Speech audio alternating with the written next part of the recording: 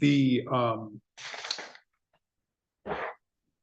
guess what I'll start with is what I said before, that the state statute for home improvement financing, as I referenced in 17 of my trial brief, indicates a home improvement charge agreement may provide for, and the contractor or holder may then charge, collect, and receive a time price differential for the privilege of paying in installments under the agreement in an amount not to exceed 1.2% of the unpaid balance per month. So again, right, but this wasn't an installment payment. This was your bill. But it's essentially what, and what the bill says, Judge, is, or the contract says, is that interest and finance charges will be charged at 1.5% per month on accounts 30 days past due. Right, past, meaning this isn't all right, so now we did this improvement and you're going to have an installment payment over a period of time. And for the privilege of that, it's this amount per month. Right, but this is very different, saying this is a bill, this is due upon receipt. And if you're late, we're going to charge you this interest. Right. How in the world is that a time price? No, but it is, because when you read the language in the statute, what it talks about is, yes, of course, they actually state time price differential, but it's essentially the same thing. They're saying the privilege of paying in installments. Once it becomes 30 days right, past but they due, weren't offered the privilege of paying in installments. They were given a bill saying it's due. And if you don't pay it on time, we're going to charge you interest. That's not the same thing as saying, here's the privilege of paying in installments, is it? I mean, one is where you arrange some installment. I think that's the point. Maybe you disagree. Well, then wouldn't every interest rate always be a time price differential? No, because so when would Usury ever apply? Well, so the most classic scenario, which is borrowing money, right? I mean, it's built in. Only for that. Anytime it's a bill for services or goods, I think the Usury statute just doesn't apply. I didn't mean to interrupt you. I'm sorry. If you read pretty much any service contract, it has a finance charge provision built into it for this reason, because they can charge more for the service if they're forced to give the privilege of paying over time. Because again, the service provider wants to be paid in full upfront. And if it doesn't happen, essentially what's happening is they're being forced to take installment payments. Whether it's one lump sum after it's past due or multiple payments over time or whatever, they're being put in a position where now they have to extend credit to that person involuntarily. And so that's why it's not usury. Okay, that's our position. The other thing I want to point out is that what the usury statute, in my reading of it, calls out is interest actually charged. The testimony was very clear. We charged interest or a finance charge between June and November of 2024. And then we stopped. And that amount charged was $233.60. If you were to take 7% interest from the date of delinquency, June of 2024 through today, it would be in excess of that number. It was like $237.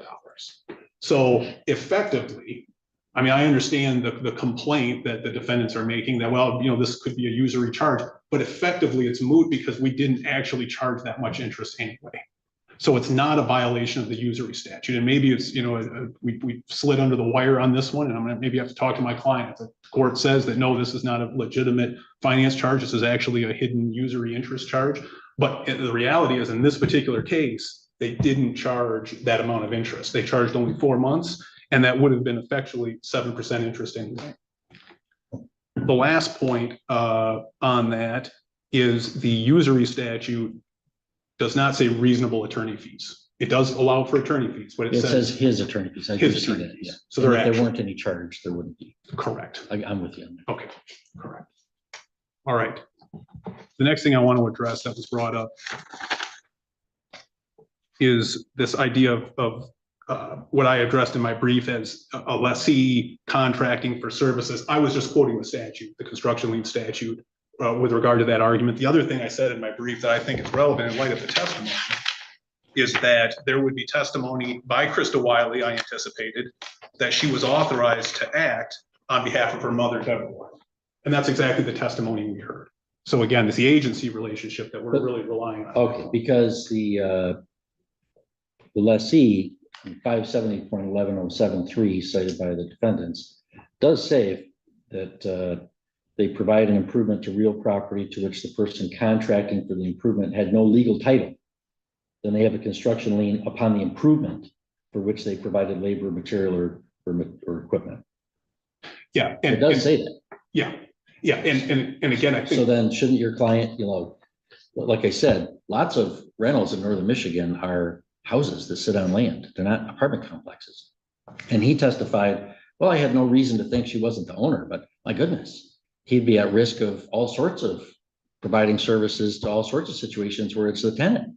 yeah, it would, in that scenario, only be to the extent of the lessee's holder's interest, which may be, and I think what the statute's getting at there is like in a commercial context, a commercial fixture is separable from the real property. So you may have a leaseholder who puts in a lift in a Sure, I garage. understand, but what if it's not separable? You know, that, Well, that I think you that- don't get at the lessor's interest in property under that statute, do you? You know, well, again, I think that I don't know, we even need to answer that question. Because of the agency. Because of the agency, correct. So before going through the hypothetical there, I think that the reality is that we have the agency here, so it doesn't even apply. All right. Moving next to substantial compliance. The sworn statement. I'm not worried about the sworn statement. Okay. 15. I won't even go there. The mailing the lien, same thing. There's a good faith effort there. And I will just say, I'm just incidentally, you know, as an attorney that does many deeds and sends them to registers all over northern Michigan, it's anywhere from 3 days to 30, depending on, you know, what the workload of the register is. Okay, so the improvement. Okay, what I want to point out here is the language of the statute includes something that wasn't really emphasized in Mr. Dodd's brief, and that is, this is MCL 570.1104, number 6, where it defines improvement. The result of labor or material provided by a contractor, subcontractor, supplier, or laborer, including but not limited to, and I emphasized that before, so it's not exclusive to this list. And it talks about surveying, engineering, architectural planning, clearing, demolishing, excavating, filling, building, erecting, constructing, altering, repairing, ornamenting, landscaping, paving, and then this is the one I want to emphasize, leasing equipment and installing or applying a fixture or material pursuant to a contract.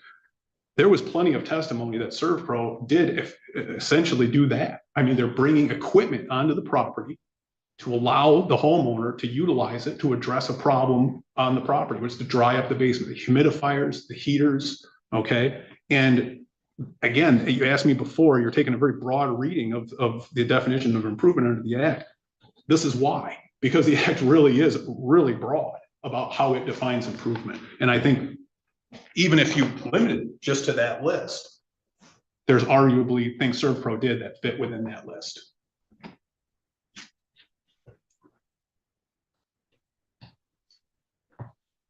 The last thing was, it was mentioned by counsel that we never billed Deborah Wiley for these services. I mean, look, the fact is, not only do we already talk about the agency and her being well aware ServPro was doing the work, we did send her a bill in September of 2024. It's marked as an exhibit and the court can see it. The reliance we had was that we did the work. You know, the reliance is that we did the work expecting to be paid. And to say that we didn't somehow rely on the fact that we were going to get paid is incorrect. So we would ask the court to enter a judgment jointly and severally against both Krista and Deborah Wiley for the full amount owed and permit us to foreclose the construction lien according to law.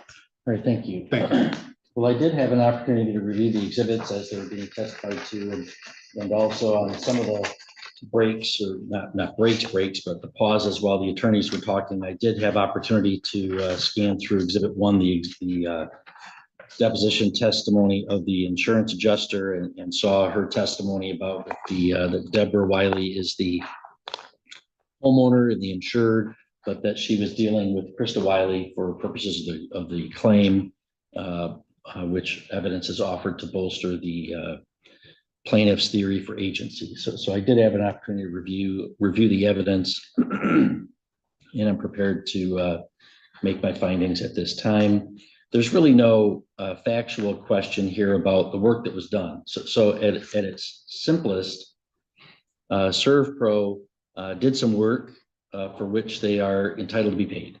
And that includes and they were paid by the insurer But then there's this deductible amount and they're owed that and they're entitled to collect that. So that's not really what this case is about, but this case is about how are they entitled to enforce that obligation.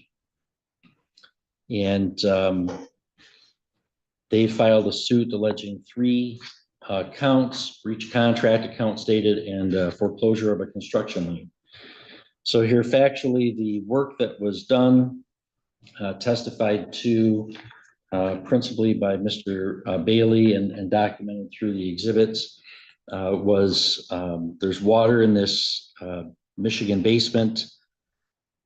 And they showed up with specialized equipment they had and wore protective gear to extract the water with a submersible pump, and then through some trucks and hoses to extract the water, pull out some debris, set up some drying equipment, air blowers, dryers, and sprayed some antimicrobial to make sure that, there's no unintended funk down there, I suppose, afterwards.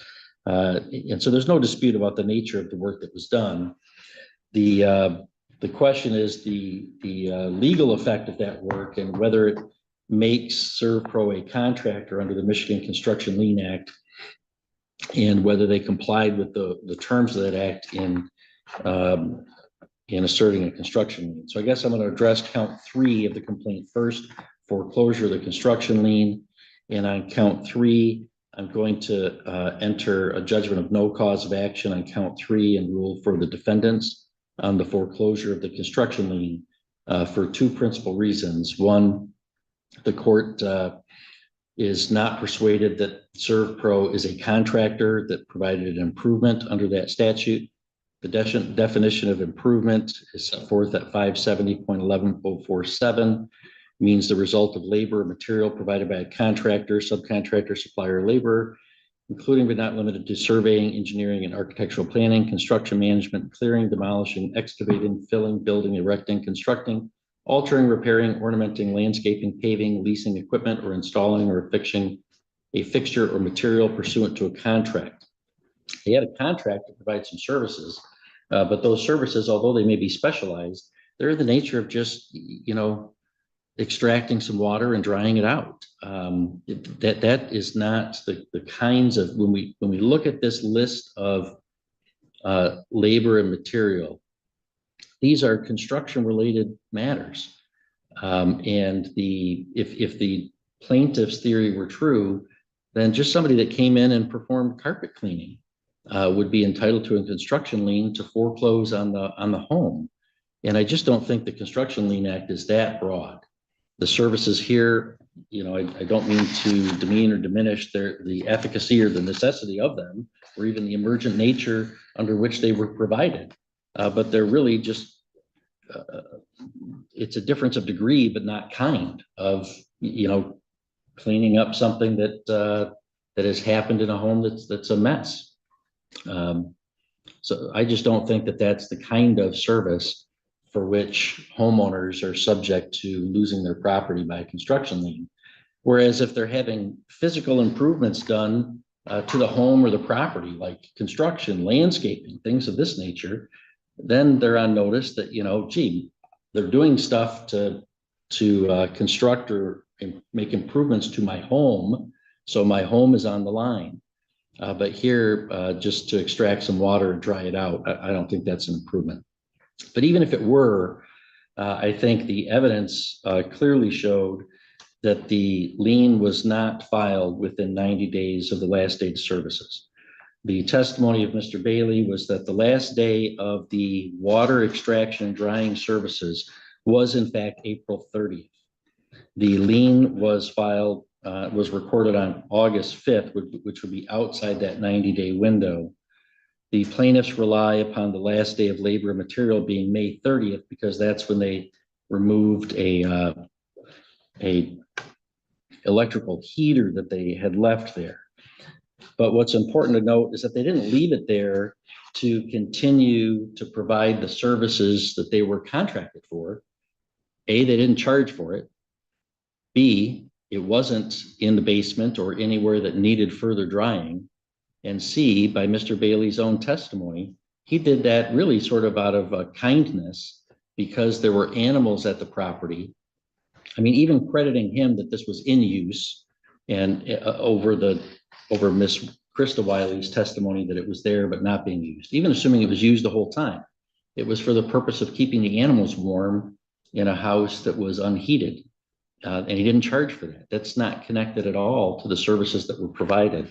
And the case cited by plaintiffs, the 1980 case, Bullheist Lumber, that talked about, that was attached to their brief, and that talked about, you know, even after the contract is substantially completed, claimant does further work or furnishes further material, which is necessary for the proper performance of his contract and done in good faith. So here, there was still a heater left and it was used, but it wasn't necessary for the proper performance of the contract.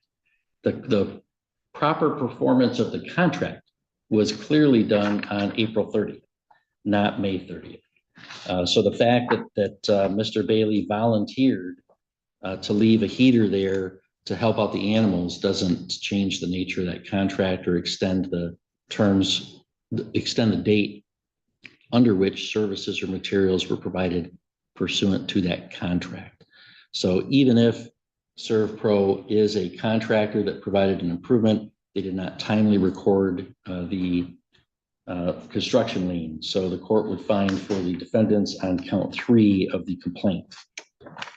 But that does leave counts 1 and 2, breach of contract and account stated. Here there was, I think clearly, Krista Wiley has breached a contract to pay the $2,500 of the insurance deductible because she signed the contract with ServPro to provide the services and to pay the amount that was due. Has Deborah Wiley breached that contract? I think the answer to that would be no. She didn't sign the contract. There was some evidence that Krista does a lot of things on behalf of her mom, and they both live there, including Krista was the one that communicated with the insurance agent. Krista was the one that reached out, contracted with these folks, but they didn't seek to secure the signature of the homeowner. There was testimony that Mr. Bailey went out there and said it never occurred to me that someone else owned the property. Well, he didn't do any due diligence to discern that. There's tons of rentals that they're homes that are being rented, and just contracting with the tenant isn't going to obligate the landlord. And here, even with the landlord residing there and being related, I don't think that changes. And in fact, Krista Wiley testified that she told ServPro's representatives that she was not the homeowner. That testimony's been uncontroverted. There's just nothing that Deborah Wiley has done to obligate herself to this contract. We also have the question about what the plaintiffs are entitled to under that contract. The contract does allow for the recovery of attorney fees, and also it includes this 1.5% per month interest or finance charge. The court is persuaded that on these facts that contract violates the interest rate statute, MCL 438.31, because it charges interest beyond the amount authorized by statute, and there would be in a contract of usury. The plaintiffs assert that this is a time price differential for the extension of credit. That's not the case. This is quite clearly a bill that is due when it is sent, and they want it paid in full. And if you don't pay it in full, we're going to charge you interest as a penalty on the delinquency. And Michigan's usury statute places limits on what that would be, far below the 1.5% per month. It's not saying pay this as long as you want to pay it. And it's going to cost 1.5 per month for that credit. This isn't that at all. It's an interest on a delinquent bill, and it is usurious. So under the statute 438 section or 438.32, any seller or lender or his assigns who enters into any contract or agreement which doesn't comply with the provisions of this act or charges interest in extent of that allowed by this act. So even the plaintiff argues, well, the interest we actually charged wasn't all that much more than what would have been allowed. But the language of the statute says when you enter into a contract, that's violation. And then the plaintiff then is barred from the recovery of any interest or any official fees, delinquency or collection charge, attorney fees, or court costs. So therefore, the court would find that due to the usury, on count one, the breach of contract, the court would enter judgment in favor of plaintiff against defendant Krista Wiley only in the amount of $2,500 and bar costs, fees, and interests under 438.32. The court would enter a judgment for Deborah Wiley on count one, the breach of contract, because she isn't obligated under that contract.